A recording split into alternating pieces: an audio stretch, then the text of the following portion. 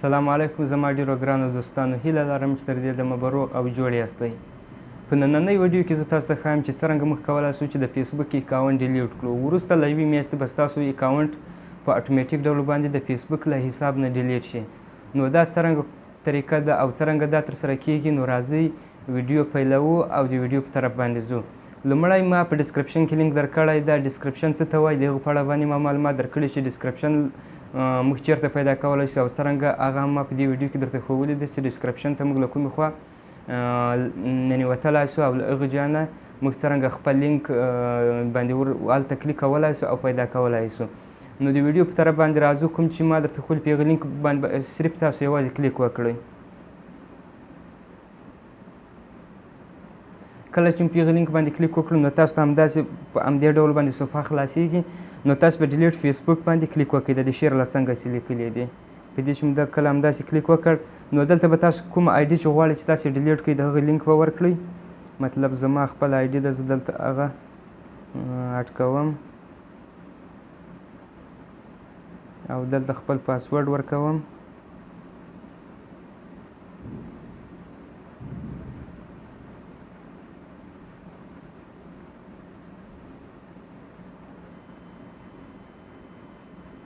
نو په لوګ ان باندې به کلیک وکړئ او همداسې نو کله چې تاسو لوګ ان او په ډیلیټ باندې بیرته بیا تاسو کلیک وکړئ له ډیلیټه کله کته تاسو لیکلي ډي اکټیو اکاونټ مطلب غیر فعاله کول اکاونټ او کته درته لیکلي دي ډیلیټ اکاونټ او خپل اکاونټ ډیلیټ کول په بشپړ ډول باندې نو تاسو به په ډیلیټ اکاونټ باندې ځکه تاسو غواړئ اکاونټ په مکمل ډول باندې د فیسبوک له حساب څخه ډیلیټ کړئ نو تاسو په ډیلیټ اکاونټ باندې کلیک وکړئ او کته کنټینیو ټو اکاونټ ډیلیشن په همدې باندې کلیک وکړئ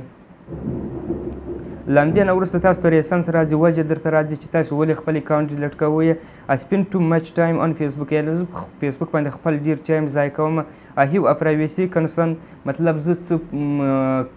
مطلب سیکورټي پرابلم لرم I don't feel safe on Facebook زه په فیسبوک کې د خوندیتوب احساس نه کوم my account was hacked زما اکاونټ هیک شوی غلا شوی ده او کله که I no longer find Facebook useful مطلب ما فیسبوک د استعمال لپاره ګټور نه ولیدل نو که تاسو غواړئ مطلب زه دلته ورته انتخابوم چې I spend too much time on Facebook په همدې به کلیک وکړئ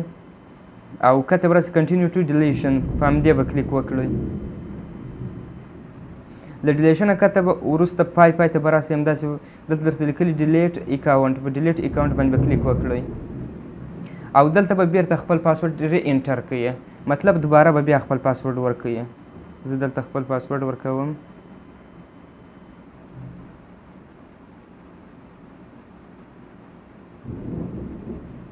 او په کنټینیو به کلیک وکړئ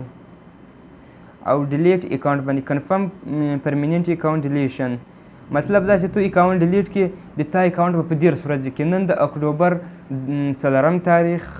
نن د اکتوبر 3 تاریخ ته نو ستا اکاونټ په د نومبر په 3 تاریخ باندې له فیسبوک نه یکدم بیخي یودم ورک سي او تو بیا لاسرسی نه ورته لري په 10 ورځې کې د 10 ورځې بعد بیرته تم ډیلیټ کینسلیشن ته کولی شي یعنې ډیلیټ بیرته تو غیر هغه کولی شي بیرته اکاونټ په 10 ورځې کې اندر تو لاس ته راوړی شي او له 10 ورځو نه وروسته تو خپل اکاونټ په هېڅ ډول باندې لاس ته نشي راوړی نو په ډیلیټ اکاونټ به کلیک وکړئ